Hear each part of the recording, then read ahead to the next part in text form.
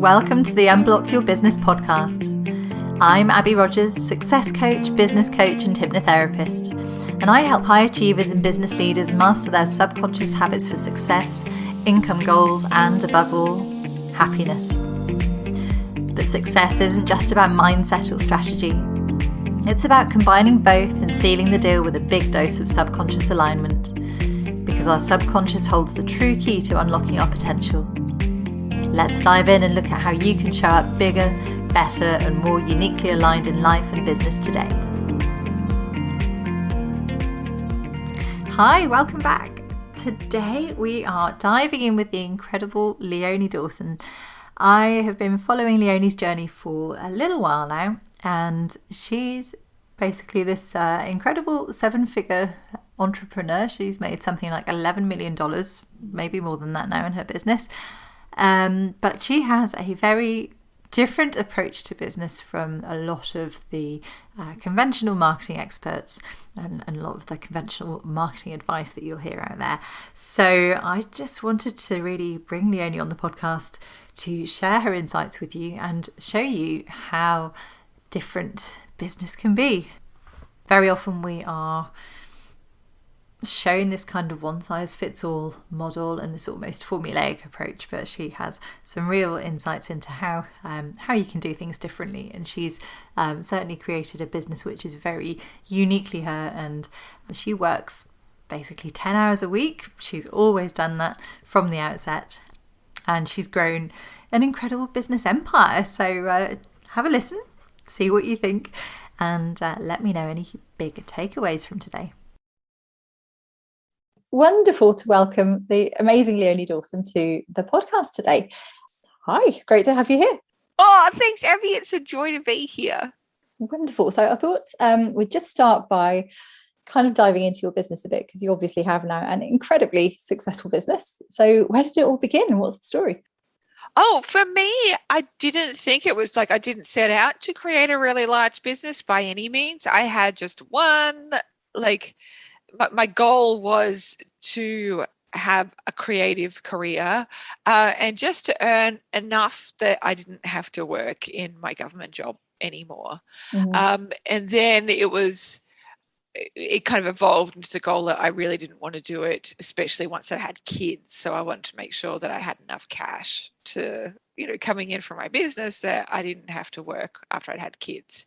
Yeah. So it started from that very small kind of intention. Well, it's not a small intention, but once I achieved that goal, I was like, okay, well, what next? Yeah, got to have a milestone. That's right. I'm going to have something to aim for. Yeah. So, yeah, it's been amazing, and because I'd centered my business around, being present with my kids, I've only ever worked about 10 hours in my business. Mm-hmm.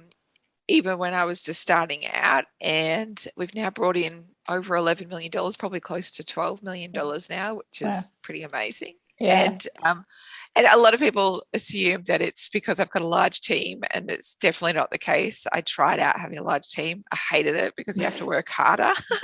You have to work so much more when you've got a team. So it's just me and 2 part-time assistants. Yeah. And it's just my absolute sweet spot. I love it. I just adore my business. Awesome. Yeah, I found that I had a business prior to this one, and managing people was so much harder than just focusing and getting on with it. I'm very much like I need to focus and just crack on with what I'm doing and have a couple of trusty people close by. But totally get that. So it was really quite intentional from the outset, then just working 10 hours a week and making it fit around family life and around the kids. Definitely. And also, I was working before I had my baby. I was working for the Australian government, so I always just had built my business on the side. It was only just built around the rest of my life. And so I've just never had the luxury to work full-time hours in my business. You say you didn't really plan for that kind of success at all from the outset. It's just been, let's see where this goes, and let's just hit the next goal and the next goal. And do you intentionally set goals, or just see where it goes? No, I always set goals. It's just that like I never set the big goal of like it's more like I only set 12-month goals. That's as far out as I can foresee into the future. Other than that, it's what do I want to do today? What do I want to get done this month? I set monthly goals as well. And I set income goals for launches and but beyond 12 months, no thank you. I have no clue. Too far away. Don't have a crystal ball big enough for that. Yeah, and it's also like I don't know where my energy is going to be at that point as well, and what I will want to focus on then as well, because I want to be flexible enough to change my mind. Yeah, absolutely. So important. So you've ditched social media recently, which is amazing, and created a really, really cool course around that as well, marketing without social media. That was a really brave decision, but it sounds like it's been totally worth it, and it was a very well thought out decision by the sounds of it too. Yeah, it was. When I originally thought of doing it, I thought I'd just do it as a 21-day challenge, because I've been setting little challenges for myself this year where all the things that I want to experience or try out, I'll just do it for 21 days, because the thought of doing it forever terrifies me. So I started off with like going off social media for 21 days, and I was so anxious beforehand. I was like, oh my God, well, what am I going to miss out on? And how's it going? And it was so funny, thinking about that anxiety, because what happened is nothing. Like it was like totally fine, except it was better than fine. It was actually amazing, and it felt so joyful, and immediately I could feel my brain healing in the most miraculous of ways. And I could also feel myself becoming more creative again. And it felt like my life was returning to me, kind of like that precious life I had before the internet, like that quiet internal life where I had hobbies. Oh, I know, I've rediscovered myself. Really. And I thought that was gone, but no, it just turns out social media just sucks the daylights out of you. They just swallow it whole. So I thought, I can't go back. I can't give up this preciousness. And of course, then I thought, oh, Jesus, like what about my business?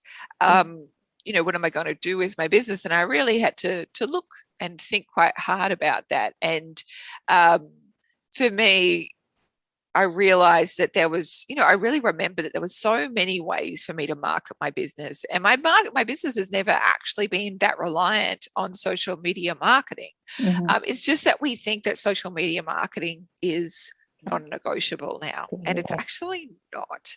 And there's so many companies and people who are not using it for building businesses, or just not using it personally, and they are having a rip-roaring profitable time.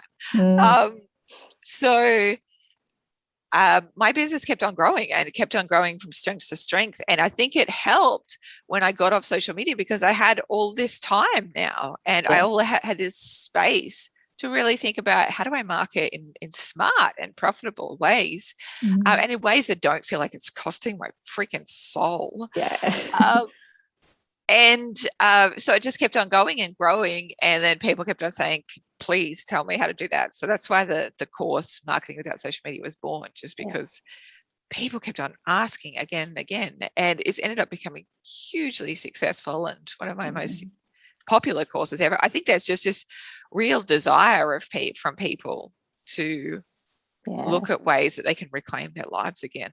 I think there's a real shift going on at the moment. It definitely feels that way post-COVID as well. Well, it's not post-COVID yet, is it? But we're like in this kind of, it feels like it's over the worst bit, and I think people are just at that point. They've been on the internet so much over the last year and just so sick of it now. They want alternatives, and we're just kind of like blindsided by this brain fog of we've got to be in social media all the time. But once you get past that fear and take that decision to step back, it feels so good.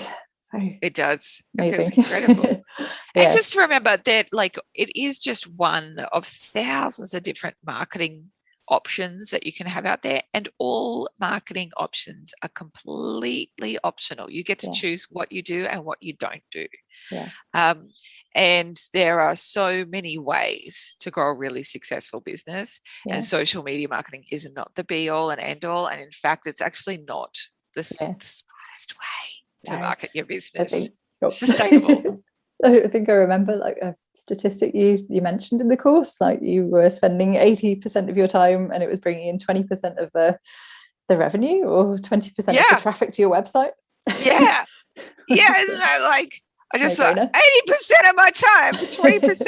And then meanwhile, 80% of my revenue is coming from stuff that I am ignoring, and I could be growing so much more. It just makes complete sense when you look at that though. And also to realize that it's, with algorithms, with social media, you can be locked out of your account at any time. The algorithm can change. It's not the place to build your business for long-term, financial sustainability. So you have to have a mailing list. You have to have a better marketing plan than just spend all day on social media marketing hoping it works. Totally agree. You have tons more wisdom on this than me, but I absolutely agree. Like, an email list is just the foundation of everything, isn't it? It's so important. It is. And people are like, but no, there's no buts. Like, people on your mailing list are 40 times more likely to buy from you than a social media follower. It's so much more profitable. It's something that you own for all eternity. Nobody can take it away from you. And if you ever decide to sell your business, that is a business asset. Social media followings are not assets. Mailing list is. Yeah, definitely a smart way to go. So the world of business and entrepreneurship can be a pretty rough ride at times, and obviously requires buckets of self-belief. What do you think's kept you going through your journey, and what's been like really instrumental to your success? What have been the pillars of that success? I think just being so freaking determined to make it work. There's no other option. There's no other option for me. What am I going to do? Go get a desk job? No, thank you. I am convinced that this is like the one thing that I want to do with my life. And there's going to be times where I make mistakes and it doesn't work, and I feel like it's beyond me. And that's okay. All I need to do is just step up and learn the skills that I need to learn. And that's completely doable. I think this is the thing, like, everyone has this belief that you're born like good at business or money or marketing. And as a former complete idiot with money and with business and marketing, I can promise you that's not true. It is little learnable skills. They're absolutely learnable. And it was a conscious decision for me. Like, I realized I didn't have inside me what it would take to create a successful business. And so I needed to go and like build up those muscles from reading as many books and blogs as I could and really start applying it in my business, seeing what worked and seeing what didn't, and then carrying on those successes.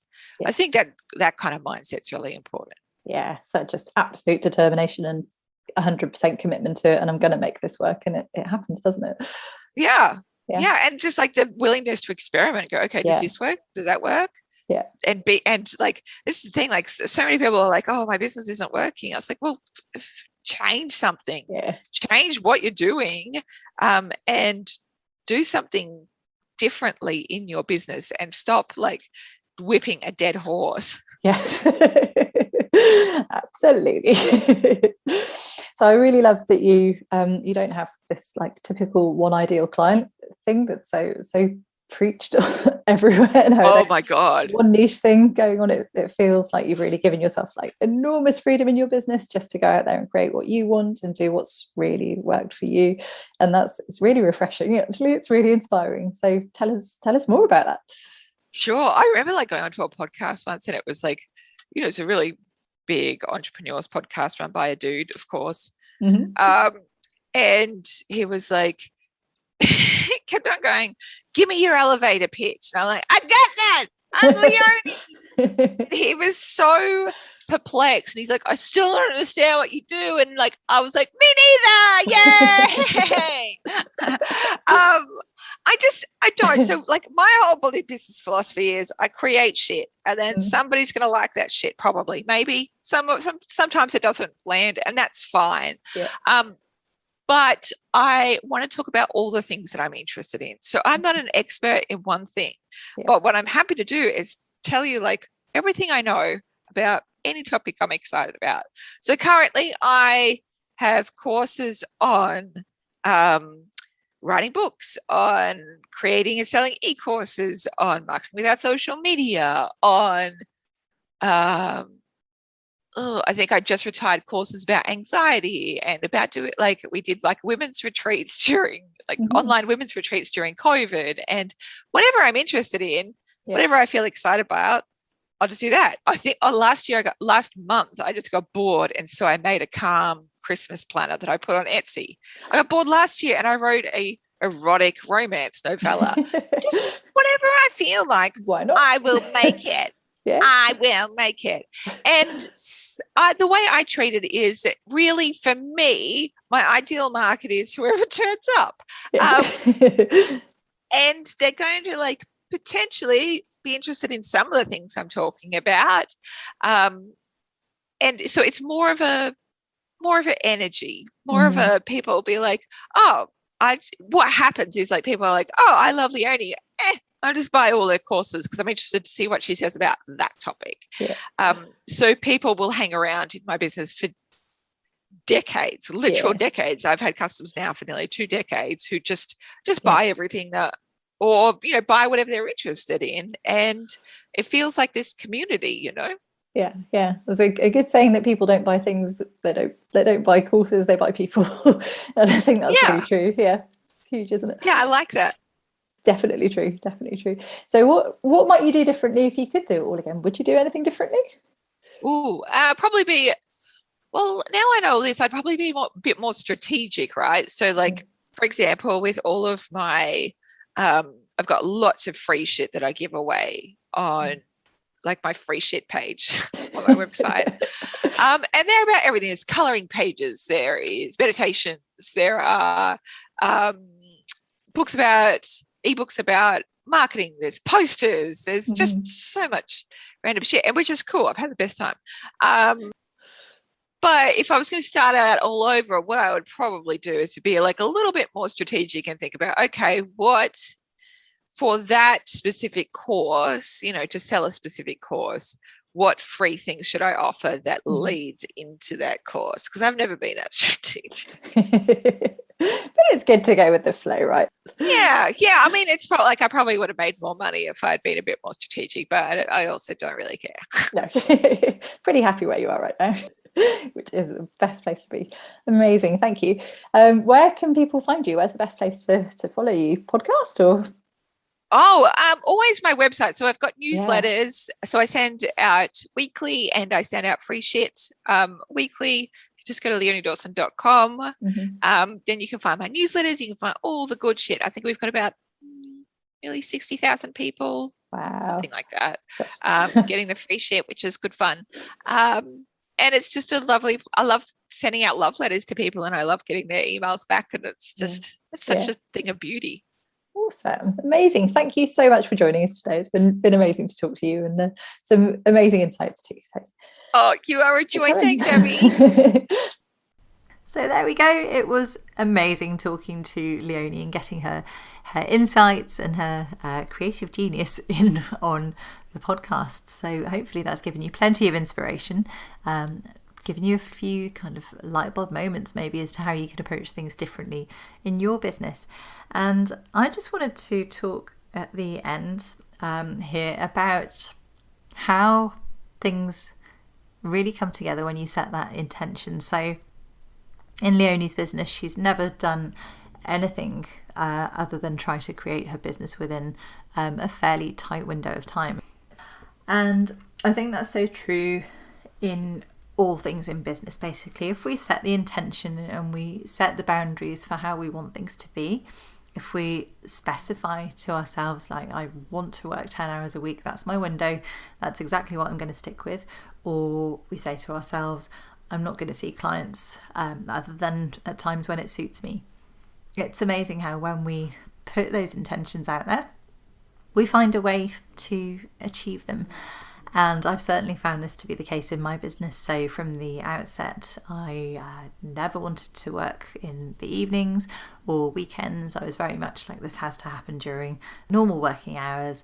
And I really never ever struggled to find clients that would fit in with me. So I think when we're really clear about the way we want to work, things fall into place. And I would really love you to embrace that in your business and just start thinking about how you can make things really work to fit your own personal boundaries and the things that you really want. Because after all, this is your business, and if you can create something that really, really works for you, that has to be the ultimate long-term aim.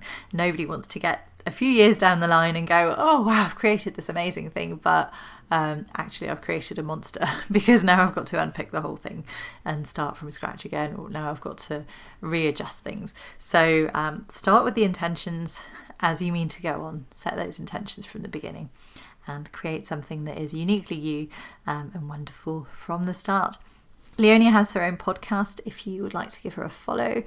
It's called Leonie Dawson Refuses to Be Categorized, which I think fits just perfectly. So check that out, and otherwise head over to her website, leoniedawson.com, if you'd like to pick up some of those freebies. So that's it from me today. I'll be back next week with another fantastic guest. We're having a mini series of guests at the moment before I get back to the regular show and give you my own insights. But I hope you're enjoying this. We've got Claire Sweet next week, who is fantastic financial and wealth advisor, and she's going to talk to you about how you can manage your money to make it really count. So see you then. Bye. Thanks for listening. I really hope you've enjoyed today's episode. If you have, it would be incredible if you could pop a review on iTunes, Google, Spotify, or your favourite podcast platform. And if you want to dive deeper, you can find me in my Facebook group Unblock Your Business or at www.unblockyourbusiness.com.